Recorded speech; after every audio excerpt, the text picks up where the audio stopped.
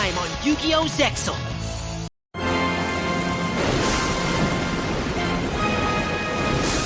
Gentlemen, I bring you more corn! Yeah, I don't know, man. I mean, after last time... This time shall be different!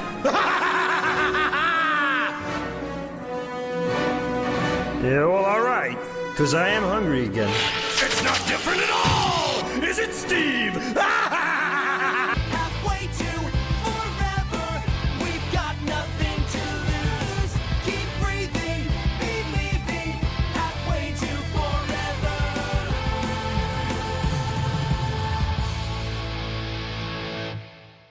Welcome back, you filthy Barian scum, to part 2 of Zexel 2.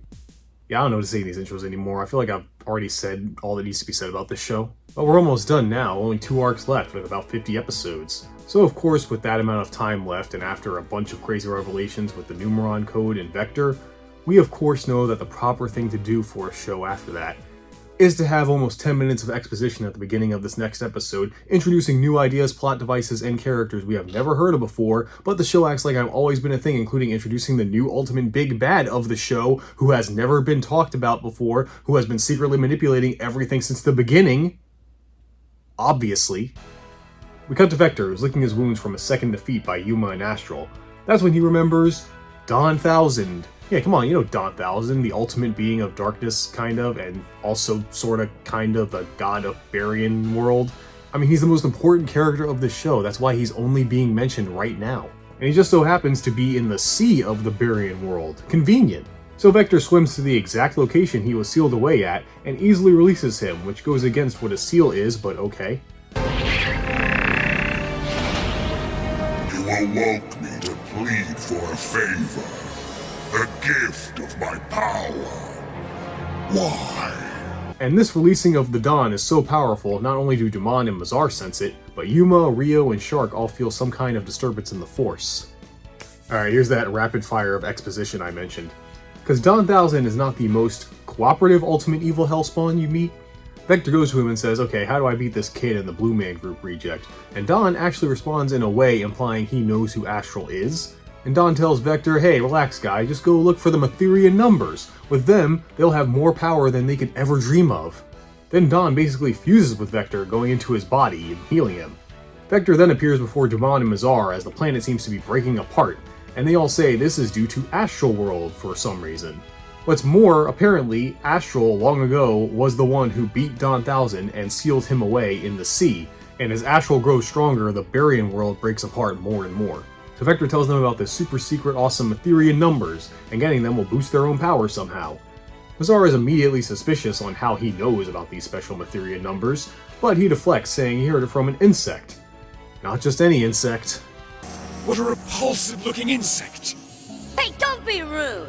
You think I enjoyed coming back as a fly? Let me tell you, it stinks, especially when I land on garbage! Yep, it's Heartland. When he was sent into that black hole back in Season 1, he washed up on Barian World, and to save him, Vector put him in the body of a fly. Very big Baxter Stockman from Ninja Turtles vibes going on here. And let's be real, Vector didn't put him in the body of a fly to save him, he probably just did it to be a dick. And he kept him around because apparently Heartland knew about the Mythyrian numbers, because while working for Faker, he saw data and a map of their location. And this part is not said in the dub, but the map is actually of several ruins that were explored by Kazuma Tsukumo before he disappeared. Once again, another weird thing to cut. Vector also mentions they might find clues about their missing comrades, Nash and Marin. Yeah, I don't think I ever mentioned it last time, but the Barians call themselves the 7 Barian Emperors, and there's only been 5 so far. And these are the missing 2, the 6th and 7th ones. They're also close allies with Dumon, especially, and Nash was their leader, who has been missing for several years. Once again, characters so important that they've only been brought up just now. Call me crazy, but if this were some kind of story, I'd say they were only brought up now because the people writing it just came up with it. But that's just my theory. A film theory! That's a thing still, right? So with this new info, Dumon and Mizar leave to find these Mythyrian numbers. Vector stays behind, turning his attention to Alito and Girag, who are still recovering, and using the power he got from Dawn Thousand, decides to cut their naps short. Back on Earth, Yuma, Shark, Rio, and Tori, of course. I feel like I need to stop mentioning her, honestly. If Yuma's on screen, she's there. They all try to make sense of that strange feeling they got. That's when Astral shows up in the airship and brings them aboard to show them something, a similar map to the one the Barians saw. Because when Dawn was revived, Astral suddenly received this map from a hologram of Kazuma, and he doesn't say much, just telling them about the Mythyrian numbers and that there are 7 of them and they need to find them before the Barians. And so immediately, despite being in the middle of school it seems like, I guess it could be after, the 4 kids and Astral immediately head off to find the numbers on an adventure. I'm sure this will go smoothly. They immediately run over someone. It's Dumon, who is busy thinking about his best friend Nash and how things would be better if he was here leading them. Dumon wakes up in his human form and quickly runs into Yuma, who defends him from a bear because Dumon can't use his Barian powers because of his injuries. Shark finds them too and is immediately suspicious of why this guy is out in the forest in, wherever the hell they are. And Dumon says his name is Nash and he's just a tourist who got lost. But before any more questions, they hear Tori screaming and it's coming from a temple. They all deduce this must be where the number is and find Tori and Rio being attacked by snakes, so Shark and Yuma save them. Dumon realizes without his powers and surrounded by the enemy, he pretends to be some jobber so he can grab the number once they find it. Going further into the temple though, thanks to some traps, Shark and Dumon are separated from the rest of them. Dumon saving Shark from a trap, but Shark still doesn't trust him, and the 2 groups continue on separately. Yuma's group eventually finds the Mythyrian number, but of course it's not going to be that easy, as a being emerges named Mach, claiming to be the number's guardian. And of course, Yuma must beat him in a duel in order to get the number. This duel's kinda neat because it's technically a duel with partners outside of the duel, as things that happen in the game happen to Dumon and Shark, so Yuma isn't just fighting for himself. And where they are has information on a legend that will help Yuma in his duel. It's a legend about a knight who fought with his pet Pegasus, which is also the number card. I exceed summon number 44, Sky Pegasus! Eventually this knight left the kingdom and the other knights figured, hey, with him gone, we can rule, sweet. But the hero returned and said, not cool guys, so they tried to kill him. But his Pegasussy stepped in, taking the blows for his master, and that's where the mural ends. And Dumon, who's strangely able to read this mural, also has a strange feeling, like he's heard this story before somewhere. But why would a Barian know a legend from the human world? That's when in the duel, Yuma has to make a choice to lose life points destroying Utopia but saving Shark and Dumon, but putting himself in a losing position, or let Utopia be destroyed, Dumon and Shark are screwed, but he can win. Yuma doesn't know what to pick when Dumon says suddenly he remembers the rest of the legend, that the hero never left the Pegasus' side, and stayed with his friend till the end. Shark doesn't like this though, and when he almost falls, Dumon decides to reveal to them that he's Dumon, the Barian, making Shark tell Yuma even more a reason not to trust him, especially after what happened with Vector. But Dumon did this to show that he's telling the truth, and Yuma decides to trust Dumon by paying life points. And again, not explaining all the ins and outs, but doing this move that seemed like it would screw him over, breaks Mach's strategy and kind of unbreakable board, allowing for Yuma to win the duel. And we see that Mach is actually the Pegasus from the legend, and tells its real ending, that after murdering the hero and Pegasus, the knights were like, yeah, okay, we went too far, and became good again. A little late to realize that, guys. But hey, the hero's got the first Mythyrian number. And now Shark and Dumon are safe, with Yuma thanking Dumon for helping him. Dumon replies Yuma would have saved his friends anyway, and that next time they will be enemies, and he disappears. Also, before they leave, Yuma finds a special coin. Special because his dad leaves these in the places he explores, showing he was here at some point. We then cut to Vector, who's being taken somewhere by Don Thousand, saying they need to go get someone else to help them out. And then we see a shady politician planning some kind of drug deal? That's what it seems like. Drugs and Yu-Gi-Oh, huh? I guess that's how some of these cards got made. Vector shows up in his Ray form, and the politician recognizes him. That's cause it's actually number 96. He's back, and he's been possessing this politician and doing bad things, I guess. Vector introduces himself as a Barian and says he's come to be 96's servant, and that he has no use for the Barians and wants to serve him since he's so strong. 96 is immediately suspicious, but to show loyalty, Vector tells him about the Mythyrian numbers, and gives him rank up magic, Barian limited shits, whatever it's called. Unable to turn down some new power, 96 decides to buy what Vector's selling for now, and they head to the Mythyrian number. Arriving at the ruins, they enter, and Vector starts feeling some strange pain falling over, and this is due to Don Thousand. Don says, hey, don't worry about it, bud, it's fine. Anyway, use this asshole and absorb him when you get the chance. That's their plan, I guess. As Vector and 96 explore these ruins, similar to Dumon, Vector also seems to know this area pretty well as the legend of it, and he's very confused why he has all this knowledge. This legend is about a prince who went mad exiling everyone on the island that they lived on, but ended up even more alone and crazy, and that's all we know. In the OG dialogue, he offed himself. I can see why they cut that from the dub. The two eventually arrive at the number, and like the last one, is guarded by an entity who 96 duels. But we cut away from that to Yuma and Co. arriving at this same ruin. Unfortunately, unlike Vector, they don't know this place and fall for several traps. Hey, it's the picture I used for the bit. And most of them were triggered by Yuma not being cautious, and they all fall into a trap door, where they are locked behind bars and look over see sitting on a throne, it's Vector, who taunts Yuma of course about the race stuff, and says he's already got the Mythyrian number and if they want it they have to win a duel. Yuma says bring it on, but he said nothing about Yuma dueling, as another trap door opens, putting him on a pillar. Because the one dueling will be Astral. Obviously he's up to something, but Astral accepts to duel Vector, but to their surprise it's not him, it's number 96, revealing they have an alliance. So Astral duels 96, and it goes alright at first, they both summon numbers. Astral even manages to get some damage in, but 96 expected that, and reveals why Yuma's on that pillar, as a swinging blade comes down, almost killing him. Apparently they rigged it that if 96 takes damage, several death traps will activate trying to kill Yuma, and if Astral wins, reducing all of 96's life points, well let's just say all the buttons will be pressed. With his new advantage, 96 summons the Mythyrian number he obtained. I exceed summon number 65, Gin Buster! And it's not looking good for Astral since he starts playing pure defense because he doesn't want to hurt Yuma, and eventually gets reduced to 100 life points. So Yuma, after seeing another one of his dad's coins, gets the courage to jump on the swinging blade, dodging more traps, and is able to get to safety. While bad, 96 says this changes nothing since Astral is at 100 life points, but he forgets he's talking to some protagonist-ass protagonists, and Astral easily manages to turn the duel around by using just one card. This is because while he played defensively, Astral knew they would try some shit like this, and that Yuma would get out of it, so while defending, he was setting up for when he had his chance to turn it all around. And now 96 is real upsetty spaghetti that Astral made a fool of him. So he uses the effect of rank up Barian shits, ranking up the 96 card, which also makes the real 96 change form into, okay, this is straight up an Akira Toriyama design. I swear, between Zexal form and this, the character designer must be a huge Dragon Ball fan. There's no way it just turned out to be this similar. And his new power-up doesn't let him win, but manages to make the duel a draw, so no one won. So losing again, Vector activates the self-destruct chain, I guess, as him and 96 retreat.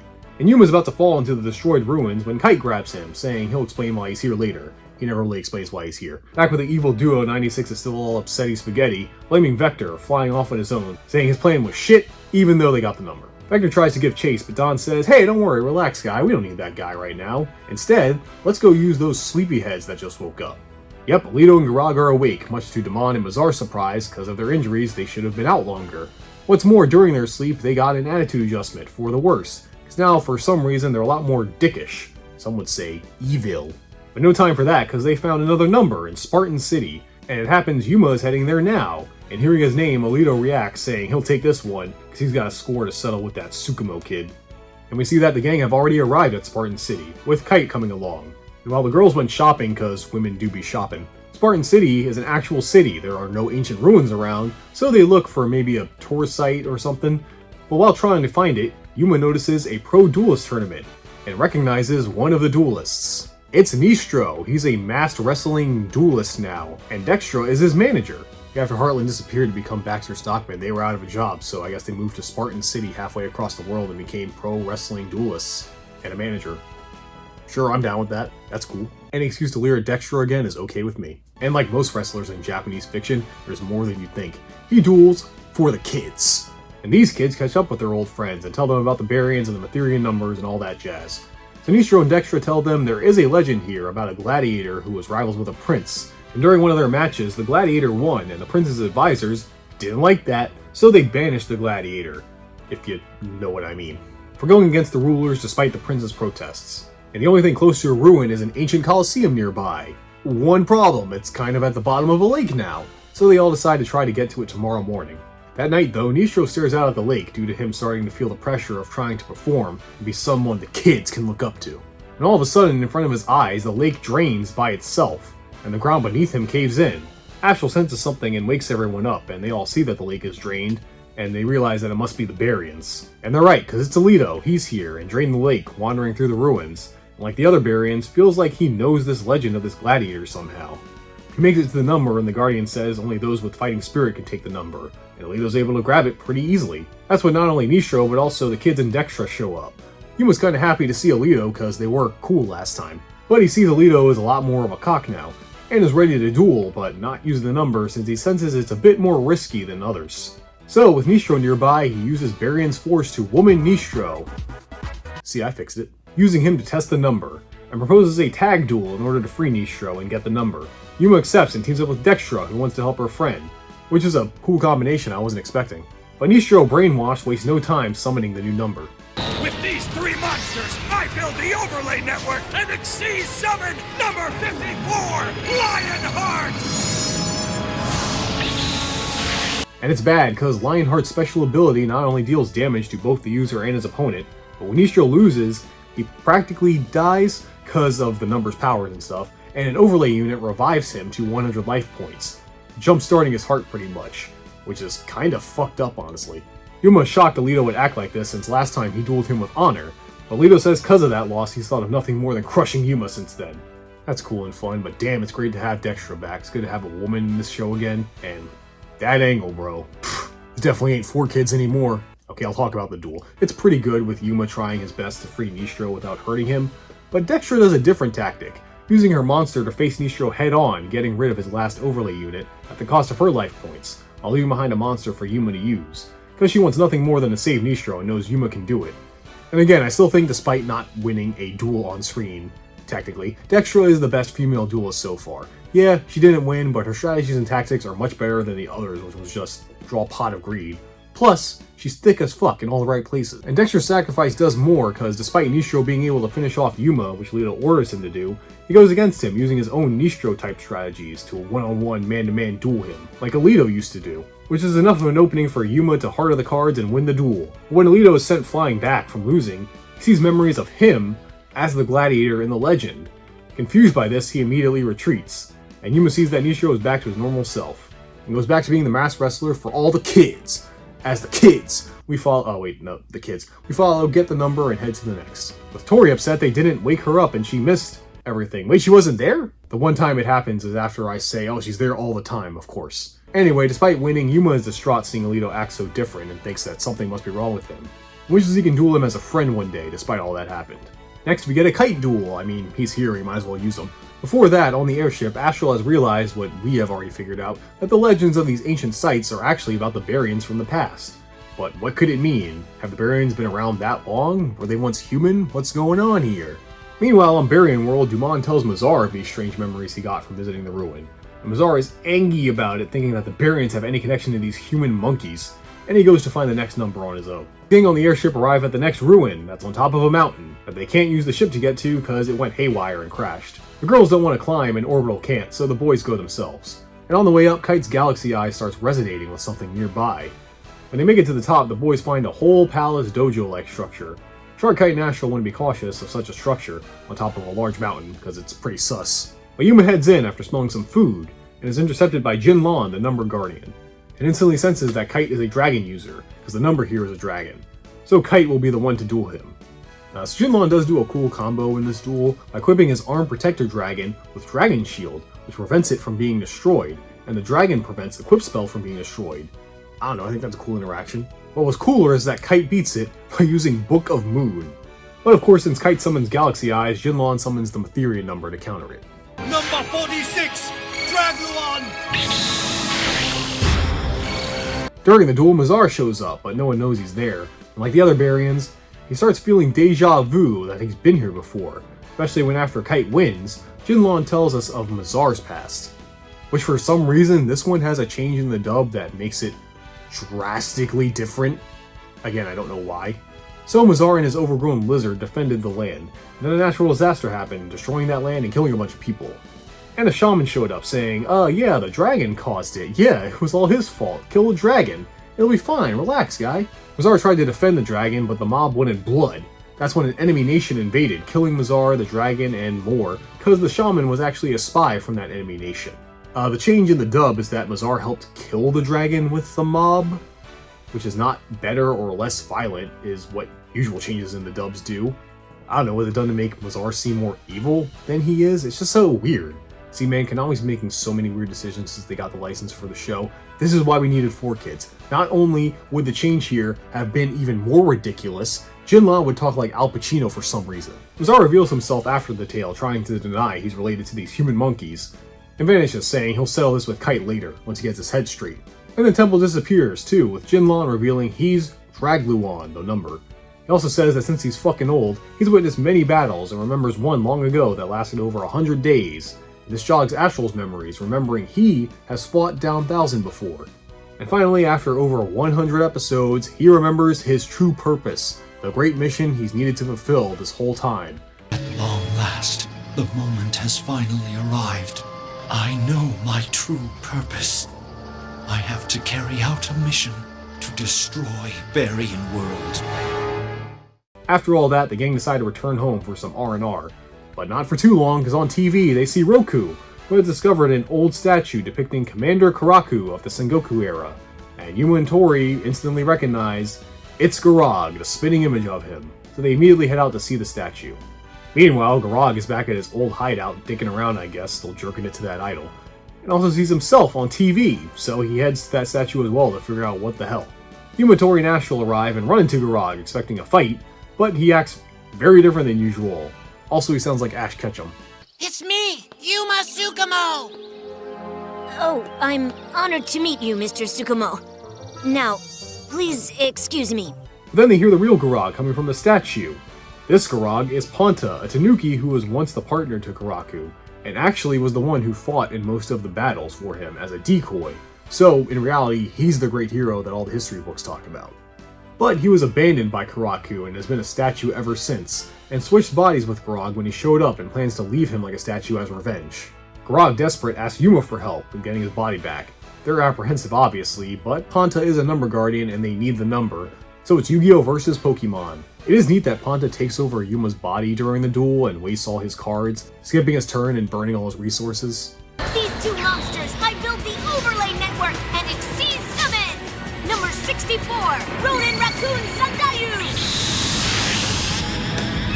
But he's the pro tag, so not even mind-slavering someone, that's for you MTG fans out there, can stop him from feeling the flow. During the duel, Girag does get his memories back and explains to Ponta he didn't abandon him, he acted like a dick sending him away, because he knew that the next battle would be his last. Because he was kind of like a Robin Hood, giving to the poor, and his men didn't like that, they wanted that shit. And they betrayed him, killing him in the battle, and didn't want Ponta to die too, so he went instead. Reunited and with this new info, the two friends embrace as Astral gets the number, putting Girag back in his body. Aw, happy ending for everybody. Psych! Girag, now free, absorbs Ponta's spirit or whatever, saying he can't believe they all fell for that sob story, he made it up, and disappears, saying the next time they meet, it'll be their last. Oh, that Girag, what a stinker. And that's it so far, right? We now have all the backstories for all the Barians we know. Well, almost all of them, cause, yeah, if you remember, there's still two missing ones, Nash and Marin. And it's time to find out what happened to them. Because Astral says he's found the next two Mythyrian numbers, and they happen to be very close to each other. So him, Yuma, Tori, Shark, and Rio go. Kite is MIA again. Meanwhile, Dumon and Mizar are like, dude, were we normies in the past? And while they have that existential crisis, Dumon realizes if they find the last numbers, the ruin containing them should have some clue as to where Nash and Marin are, so he heads there alone to find out what's what. Back on the ship, Yuma and Astral are discussing if it's true that the Barians are human and what that can mean. Shark says, who cares, they're the enemy, doesn't matter, they were human once. They're Barians now and they should be treated like scum they are. That's when the kids seem to arrive at their destination, the middle of the ocean. The ship immediately loses power, so they determine the ruins must be underwater. That's when Rio starts hearing a voice that compels her to jump off the ship into a portal as Shark follows her. Yuma and Astral also jump in, leaving Tori on the ship alone. Not long after, Dumon shows up, seeing Tori, paying no mind to her, but realizes if she's here, the others and the number are nearby and heads under the ocean himself. The boys wake up in some strange maze under the sea, and as they explore, Yuma quickly realizes him and Shark get separated. That's because Shark heard the same voice Rio did and follows it, leading him to an altar where he sees Rio, but she's been womaned. Not by a Barian this time, but by the guardian number, Abyss. So Shark, to free his sister, duels Abyss that's possessing her. But this isn't a normal duel, because Abyss uses magic alien shit, who knows by this point, weird shit happens, and suddenly Shark is seemingly back in time, on a throne, in armor, and a Barian symbol around his neck. Rio is there too, and shows Shark the kingdom he rules. What the heck's happening? The vision ending with the announcement of an invasion by Vector and his forces. Back in the present, or reality or whatever, Dumon runs into Yuma and Astral, and the two alien boys immediately try to square off because they are natural-born enemies. But then Yuma asks a completely legitimate question I don't think any of them have thought of before. What's the beef between you two? Do you even know why you're going after each other? And they have no response, but it doesn't matter right now, as Yuma learns that Astral remembered his mission is to destroy Barian World. Back with Shark, he's in the vision again, and it's not good as Vector's forces are massacring his boys. And they all look to him for leadership, but he's no leader, he's a lone wolf, and is too confused to understand what's happening. Then Abyss speaks to Shark, saying this is his test. He has to not only win the duel, but also this battle in his vision. Since in the duel, Abyss is using a Gorgon monster, and that's the type of monster Vector is attacking with. And Shark, trying to figure out what's going on and save his sister, manages to turn around the duel and the battle in his favor. Meanwhile, Dumon and Astral are still giving each other the stink eye, I guess, when Dumon tells them about Nash and Marin, after Astral asks them why they call themselves the 7 Barian Emperors when there's only 5 of them. I think I did that quotes thing too late. Look, it's 1 a.m. I'm tired, it doesn't matter. Don't judge me. Instead, like and subscribe. That's when they hear the explosions from the duel, which they suddenly see through projection that Shark is dueling Rio. Dumon is Shark is having the duel in Nash and Marin's ruin and heads off to find them, while Yuma and Astral have to head there on foot, navigating the maze by following the flow of water. Back in the duel, both Abyss and Vector in the vision are able to summon the number card to seize victory. IXC summon! Appear, number 73! Abyss, splash! The summon also forces Dumon and Astral to start seeing this vision now, somehow, where Dumon sees himself from the past, engaging in the fight against Vector. We see that the Shark here was able to beat Abyss due to his sister's sacrifice, turning herself into the other number card. And both Astral and Dumon come to the same conclusion from this vision. Can it be that Shark and Rio Are the Barians Nash and Marin? Shark is surprised when Abyss reveals, yes, these are his memories, and that like that day, he will lose Rio. But unlike back then, he's got Yuma now, who shows up just in time to get Rio away from Abyss. And that's when a card appears before Shark, and Yuma helps motivate him to get it together and start feeling the flow and win this duel. As Shark rejects those visions, summoning the other number card. IXC summon number 94, Crystal Zero! And thanks to it, Shark wins the duel and asks why Abyss did all this, and simply says he was only following his orders and turns into the card. Shark's card. Or should I say, Nash. Dumon then retreats, not knowing what to do with this revelation, as the gang are teleported back on the ship with Tori. As Shark, Rio, and probably Astral now have a lot of thinking to do. As we cut to Vector, flying in space, I guess, where Don Thousand says, "Hey buddy, Astral seems to have gotten the last 2 numbers. That sucks. Oh, BT dubs, you totally were human once, and also, you're kind of the reason Nash and Marin are missing." Vector's like, "What? How do you know all this?" And Don's like, "Hey, relax, guy, don't worry about it, because we gotta go find number 96. He's up to some shenanigans, man, and I don't like it." As we see, number 96 is just kind of chilling, really getting high off that new power he got from the Mythyrian number and ranking himself up. And with this power, he begins launching massive balls of energy at not just Astral World, but also the Barian World. He's taking out everything. Don tells Vector to go find 96 right now, because they kinda need to live to win. And Astral wakes up Yuma, as they see on TV it's not just the Astral and Barian World, but Earth World is also experiencing crazy abnormal weather and natural disasters. So they head out to find number 96. But they don't have to go far, because with his new power, he goes to eliminate the last thorn in his side, Astral. Shark, meanwhile, is visiting Rio in the hospital. Again, this is like our favorite spot, and heads outside to see what's up, as we see him and Astral are keeping the memories they saw from Yuma for now. That's when all of them are suddenly whisked away, along with Kite, who is nearby investigating all these phenomenons. And they all wake up in some void where Black Frieza greets them, and shows them a view of him destroying Astral World. Hey, free cable. And he shows that this sphere field-like area they are in only makes you feel pain, and that even though he's going to destroy everything, they won't be around to see it, because he's going to kill them right now. So to defend themselves, Yuma and Astral duel 96 to finally end this. Vector's also shown up, unbeknownst to the gang, and is enjoying watching his enemies take each other out, as he waits to swoop in and finish off the victor once the duel is over. Look, to be honest, a lot of this duel is talking. For quite some time, we have experienced something in Yu-Gi-Oh! That will continue in later series. Power creep. Because now, duels on average end on turn 4 or 5 because of all the Xyz summoning and comboing, which is again another reason I'm not recapping them. For now, it's not too bad. Wait till we get to the next 2 though. However, this duel ended up mattering more than I expected, honestly, when 96 first showed up. I expected some shit to go down, but not what we're about to see. Because during the duel, Yuma and Astral used the earrings to fuse and managed to beat 96 for good, saving the universe. Everyone is happy except Vector, upset Yuma and Astral won again. Also upset is 96. He's really upset, like in utter shock, that despite all of his power, after all this shit, he's still lost. And, well, he doesn't take it well, and kinda snaps. Astral! You may have won the duel, but I still have enough power to finish you once and for all! Yuma! I will destroy everything. You, your friends, everything! Yuma. It will be okay.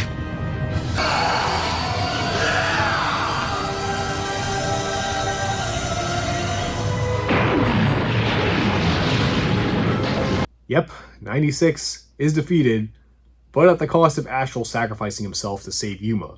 Before he goes, he says to Yuma, it's been real protagonist, but I gotta make like an Egyptian pharaoh and go die. You have shown me again and again its real meaning, and how precious a bond it truly is.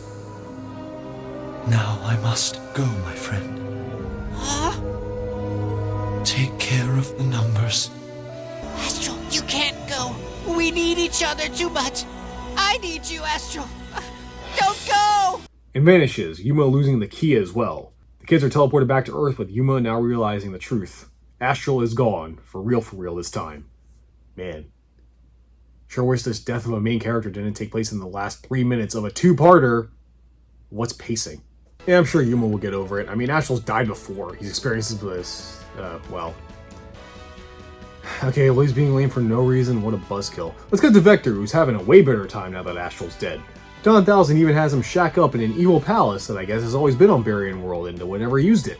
What's more, he gives Vector the power that number 96 has. Vector naturally asks, how? And Don says, hey, relax, buddy. Astral didn't absorb all of 96 when he died. Some of them stayed and came back to me, because number 96 was a part of Don 1000. Now, back during that mysterious battle he had with Astral in the long ago, he put a piece of his evilness, I guess, in Astral for shits and giggles, I guess. And yeah, that's the origin of number 96. It's an evil piece of Don 1000 planted in Astral. So all that shit of 96 being Astral's dark side and the numbers being actual tools of destruction that he said back in the Carnival arc. Bullshit, I guess. It was all a lie. And I don't like that. I know it's a Yu-Gi-Oh! And a kid's anime, that they can't imply a character is anything more than good or evil, except sometimes. And I thought 96 being a dark part of Astral was good, this evil part of him that he has to suppress because of all the number power he wields. And again, kind of made all the stuff he said before pretty meaningless, since it was meant to fuck with Astral, that he has to live with the fact that he has this dark side in him in some form. But nope, it's just a piece of dandruff from the real big bad. Cool. Well, now Vector has that dandruff, which powers him up, and he wants to go immediately kill Yuma with it, but Don says, hey, relax, guy, take a seat first on this throne. And Vector is hooked up with some weird device that's weird. In the meantime, let's check in on the others, like Shark. He's all sad about his past and sister. And Yuma's still moping. Okay, well, no one's high-fiving the sky on Earth, so let's get back to Vector. As Don 1000 reveals his plan, a bath bomb. Actually, he calls it a fusionizer, a device which will fuse the Barian world and the human world. Why does he want to do this? I don't know. He says this will give him more power, which will allow him to destroy Astral World, so okay. But he needs more fusionizers, and to make them, he gives Vector 4 unique number cards to help him spread chaos. This chaos will help make these fusionizers. Bad things make plan happen. And have some form of henchman, Vector decides to give Heartland his human form back, and give him a number. What's more, he has 3 more lackeys, the fearsome 4 of the dueling world, and one steps forward, and they're all wearing these ropes for some reason, named Eraser. And I was so confused at this part, because Heartland knows this guy and he says they are working together again? Long time no see. At last, the team that put the fear in fearsome is reuniting to spread dread and mayhem wherever we go! Eraser. I had no idea what they meant because this is the first time this is brought up. I thought maybe it was a thing from the manga or something, but no, they did have a past together. But they only hint at it here at this moment, nowhere else. We get no further context. It's so weird, right? Tell me I'm not the only one confused at that statement. So they go to Earth and Eraser just starts dueling random jobbers, I guess. His gimmick is when he wins, he erases your memories. Get it? Could you explain it to me? News of duelists getting their memories erased spreads and catches the attention of some familiar looking people on a sub who say that the Barians are ramping up their attacks because of Astral's death. And the Number Club hear about it too, who have been trying to get Yuma out of his funk with no success. Meanwhile, Heartland is berating Eraser because he's supposed to be going after Yuma, but it's just going after jobbers. Speaking of, that's when they find the number jobbers in their hideout. Wow, that was fast. Heartland recognizes Tori from when she was with Yuma at the carnival, giving Eraser an idea. Cut to Yuma at home, where a fly thing comes in and projects Heartland, revealing himself, and that he's got his friends. And if he wants to save them, bring his numbers to the Heartland Memorial. You give the bad guy a memorial? Well, I guess the normies didn't know he was evil. Yuma arrives where Heartland and Eraser are waiting with his friends, all potatoes, or women, I guess, I don't know. I feel like I'm misusing my definition of what a woman in Yu-Gi-Oh! Is now, but it's my video, so who cares. Eraser challenges Yuma to a duel for his friends, but Heartland has a better plan, seeing Yuma's kind of unstable right now. He tells him, hey, this war between the Barians and Astral World has nothing to do with them, especially him anymore. So give him the numbers, and he'll give his friends back, and to top it all off, help Yuma get over his memories of Astral by erasing them. And I do like that Yuma might have actually done it until the memory erase part, and tells Heartland what's up. Every memory of Astral is important to me. The good ones and even the bad ones. Astral trusted me to hold on to the numbers and keep them safe. And I'm not letting him down. That's why I would never turn the numbers over to you. That's when Trey shows up. Yeah, remember him? Saying he and his brothers have been monitoring things for quite some time and decided now is the time to help out after someone died. Great timing. What's more, they all have their crest powers still. Well, sort of. Quentin made bracelets to harness the energy of the crest. That's fine, that's all the explanation I need. At least they explained it in some capacity, unlike everything else in this show. And he says as long as he's here, they won't harm Yuma. And this has Yuma realize what he needs to do and gives Trey his old number cards, saying Astral trusted them to him, and instead of moping and keeping them for himself, he wants to use them alongside his friends. Which I was so glad Yuma's depression didn't last too long. I was so worried we'd have him do the same thing of him being in a funk and dueling someone to learn the same lesson again. So now Eraser duels Yuma and Trey, 1v2. But this duel and the ones with the other fearsome foursome members, whatever they're called, have special rules. A Barian symbol appears and the foursome absorb half of their opponent's life points. And you can attack on the first turn. Eraser doesn't, but says you can. These duels have these special rules because when your main characters are so OP, you have to make it look like they have all the cards stacked against them. I mean, it's for lore reasons. Also, Eraser turns into a cicada. So I'm not gonna lie, I was not into these next 6 episodes, which are basically Power Rangers episodes, which sounds awesome, but it isn't. It's basically one of the 4 shits is sent out to deal with Yuma, Shark, or Kite or whatever. They duel with one of the Arclights and win. All while Vector, with all the power 96 had, which was enough to destroy worlds, sits on a throne like a jackass because Don Thousand said so. Not that these episodes don't continue the plot, they do as we see with Yuma. My problem is the duels themselves are just not that interesting to me, and due to these arbitrary rules, I feel like they just added these duels because it's Yu-Gi-Oh! We need dueling. And while I didn't like how some parts of past series had no dueling, I feel like 4 or 5 episodes after a major character death and one of the other main characters going through an identity crisis is a good excuse to take a break with some episodes of not dueling. You know, give the characters time to process all the stuff that's just happened and let them come to terms with it. But no, instead we have the Bug Brigade. Bug Brigade. Fuck. Jeez, I can't speak. IXC Summon number 3, Cicada King! Actually, that's probably another thing I don't like about these duels now. Because with number 3, we've officially made it, kids. We're at modern Yu-Gi-Oh! Because now most boss monsters don't have some unique effect that counters their opponent. They just negate shit. Because basically they started coming up with powers that are just so specific and so random, instead of coming up with another super specific and random way to counter it, they're just like, have them negate it. Whatever. Awesome, I'm sure this will lead to very interesting and creative outcomes in future duels. Anyway, during the duel, the number jobbers with the power of friendship end up cheering on Yuma despite having their memories erased. Which of course Heartland and Eraser are surprised by. How could friendship beat bug powers? And more trust and friendship between Yuma and Trey beat Eraser as Heartland retreats. His friends are back to normal, and to further show trust, Yuma gives number 3 to Trey. And then asks Astral, looking on him from wherever astral beings go when they die, that he thought he was sad and useless without him, but he has his friends, and he can't mope around anymore, even though it won't be the same without him. Again, I like that, showing that he's gotten out of his funk but is not entirely over Astral's death. I know some people find Yuma annoying. I think his catchphrases are more annoying than his actual personality. But bro, this kid has gone through some shit. Not since Jaden have I seen a main Yu-Gi-Oh character get fucked with this much. And the fact he's taking it all and still moving forward, that's a likable character to me. I want to root for him. I like Yuma. He's great. Oh, with all this Barian stuff going on, Hey, I just thought of a really funny idea. Astral, you ought to take a bite and see. Oh. I guess we still gotta be a bummer sometimes. Yuma says they should tell Shark and Kite about the Barians making moves and Heartland returning. One problem, Shark and Kite are Shark and Kite, loners who usually ignore the number jobbers. The Shark has been at the hospital because of Rio, so Yuma, Tori, and Trey head there. But it looks like someone else got there first. The next 4 Emperor of Facedowns, or whatever they're called. He makes it to Rio's room right when the gang show up. Before they can do anything, he stabs her with a tentacle? Ew. And escapes. Realizing he's done something to her and is probably after Shark next, they try to contact him, but he won't answer. That's when someone else shows up to the hospital. So where is Shark? Well, he's going through it because he's still denying he's a Barian, because he has childhood memories of him and Rio growing up with his parents. And he knows they're real, so how can he have 2 completely separate past lives? Even remembering that his parents died in a car crash, only him and Rio surviving, and since then have been relying on each other to survive.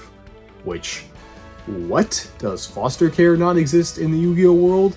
Who would let 2 children live on their own? I'm waiting for an answer. Shark heads to his old childhood home, a mansion, and as he reminisces, all these memories have him come to the conclusion it's gotta be a lie, he can't be a Barian, because these memories are too real. But that's when tentacles come out of nowhere, attacking Shark, and the next assassin shows himself, introducing himself as the Barian Kyrenex. I'm gonna be honest, I'm looking at his name right now, and I could easily look up how it's pronounced, but I don't care. It says he poisoned Shark, and the only way to cure him is with a duel. But not just him, also his sister, who we visited earlier. So Shark accepts, and that's when Quattro shows up, who visited Rio and found out Shark was missing, and is only here to help to save Rio since she suffered enough because of his family. Yeah, poor Rio, right? I haven't really even talked about her. When she was healed, she was shown to be a strong, independent duelist that don't need no Oni-chan. But it has mostly been used as motivation for Shark, and now is just back to being in a coma. Hey, that's a good use of being a woman!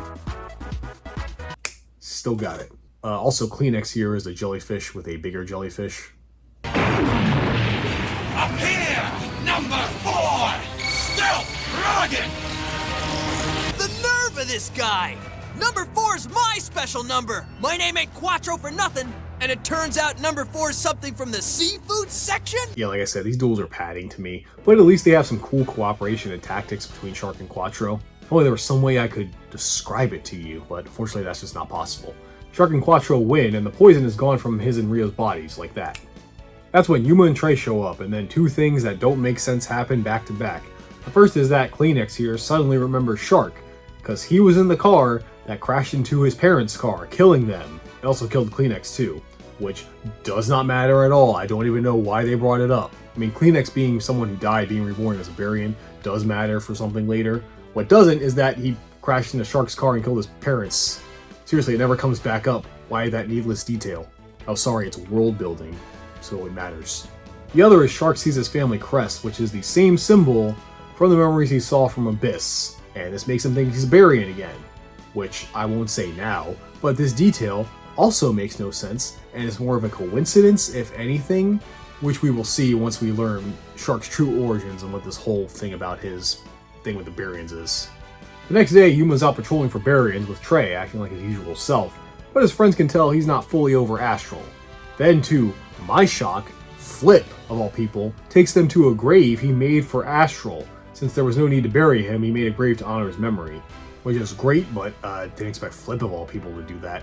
This, of course, bums Yuma out some more, and on another day of patrolling, Trey and the Number Club finally call Yuma out, saying they know he hasn't gotten over Astral at all. They know this because the places they've been patrolling have all been places he had significant duels with Astral, and that while he says he's over it, he's still looking for Astral subconsciously. He hasn't come to terms with his death, and thinks he's still out there. And then, when it dramatically rains, Yuma runs not wanting to face reality. They catch up with him, and he admits it. He's not over Astral and believes he's still alive out there somewhere, and will never stop looking for him. You're going to catch a cold out here. Let's go. Just leave me alone! Astral's not gone! He's alive! I know it! And I don't care what anybody says or thinks! I'm gonna keep looking until I find my friend! Now, in any other show, this would be a tragic point of development for Yuma, having to come to terms with the fact that the dead stay dead, they can't come back, and that you really have to treasure the moments you spend with your loved ones before they pass on. Luckily, this is Yu-Gi-Oh! And not most shows, because right when he says that, Kite shows up in an aircraft saying he knows where Astral is. Let's go get him, bud. Because this is Yu-Gi-Oh! Death is a place called the Shadow Realm, and it's more of an inconvenience than anything. But come on, did you really expect Astral to be dead for reals? Do you think they had the balls to kill off a main character? It's fucking Yu-Gi-Oh! Wish they had it last longer than 4 episodes, but the stuff with Yuma I liked anyway, so I'll forgive it, I guess. So Yuma and Tori, of course, go with Kite, who explains that they need Astral, and reminds Yuma of the MacGuffin that he, the writers, forgot about, the Numeron Code.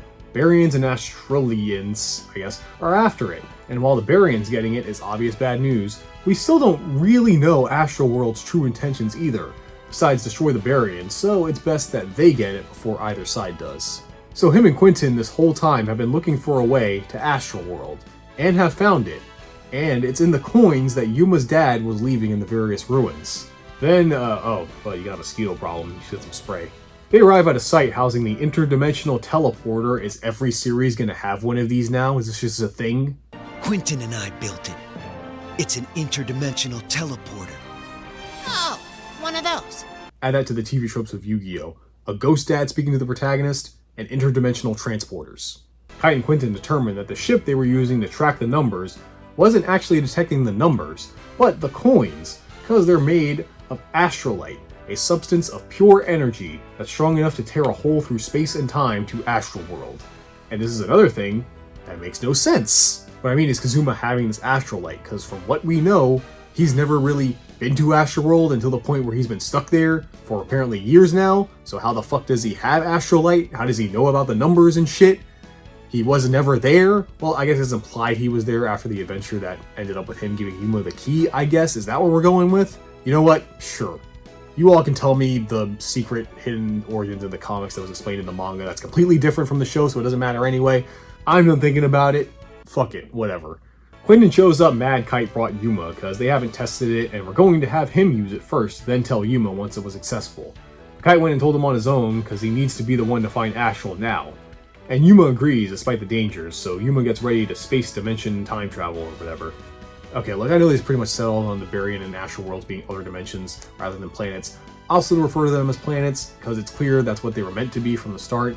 Plus, we'll get enough dimensions in the next series. So Yuma gets in the TARDIS and it starts charging.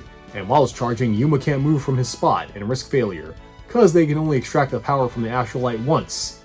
Didn't you just say you were gonna test it? I thought we agreed I would test out the device, and if it was successful, then and only then would we inform Yuma of our plan. The astrolite's only good for a single blast, so we only have one shot to open the portal. That's when a power outage occurs, not because of the machine needing too much energy, it's because someone else must have caused it.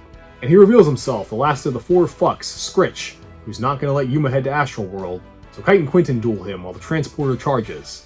This is another duel that had potential, cause Scritch, in his bug form, bit Kite, causing him to hallucinate and starts attacking Quentin. But all Quentin does to snap him out of it is attack him once and he's fine again. Lame. I guess it's to show that they have this bond as former teacher and student. I guess. It made the duel lamer. Oh, also a number. Number 2, Ninja Style Mosquito! Did it just disappear? What's this bug brain up to? Well, with Scritch defeated, the transporter charges up all the way, and Yuma heads to Astroworld. I'm on my way, Astral. I'm gonna find you and bring you back with me no matter what it takes. Because I'm feeling the flow! And that's where I'll end it. While this isn't the end of the arc, which is what I usually go to, I'm going to stop here because the last arc is pretty short. It's mostly a bunch of duels. I can honestly do it now, but I'm tired and my throat is really sore. Before that kicks off proper, next time, we'll learn all about Astroworld, Astral's origins, and if Shark and Rio really are Barians, and how they seem to have lived 2 separate lives. And you bet your ass, we're gonna duel on the moon. Whoa! Is that Astroworld? Quentin and Kite did it! They got me here! Well, almost.